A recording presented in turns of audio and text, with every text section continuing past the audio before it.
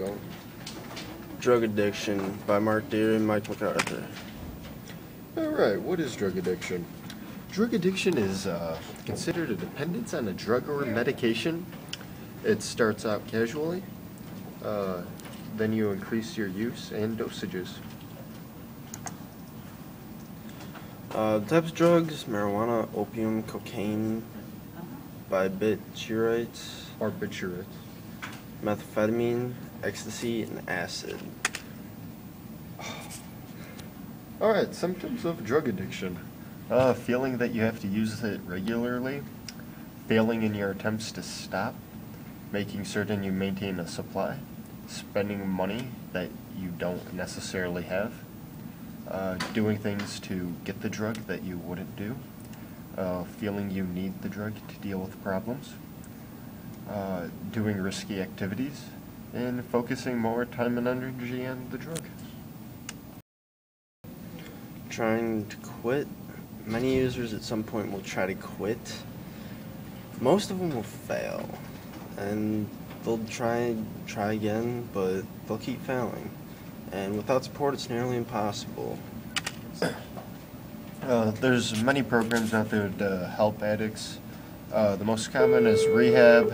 There's an announcement.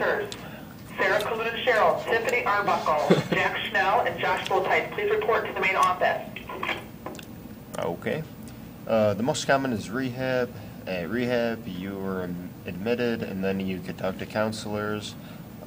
You'll get kicked out if they find that you're using the drug, and they use arts and crafts to help you express your feelings. Oh, now you get to watch a video through this video. That's crazy.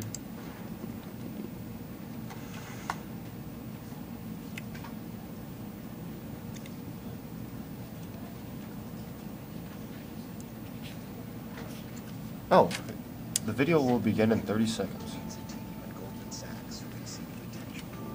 Investors are found. Research gets funded. New I technologies hope are you can hear created.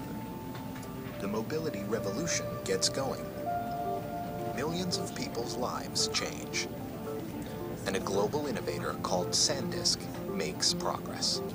If you want a camera, I suggest SanDisk. Najaba introduces her children, Karima 13, Marjabine 10, Nakibullah 7, Hila 4. Like her, they're all opium addicts. I started taking opium more than a decade ago, she says, when my 7-year-old son was killed by a truck. She started giving it to her children to stop them shivering in the winter. They've all had treatment before, but poverty led them back to drugs. Najaba says opium, which she boils as a tea to suppress hunger pains, is cheaper than a meal, and it brings her family some happiness. This is one of the few treatment facilities for women and children in Afghanistan, but the problem of family addiction is growing because few get help and many relapse.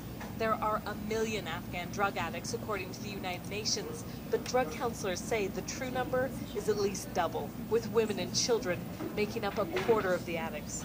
The stigma of drug abuse makes it a hidden problem. Even the government didn't know the extent of it. Even our community itself was not aware of this big problem.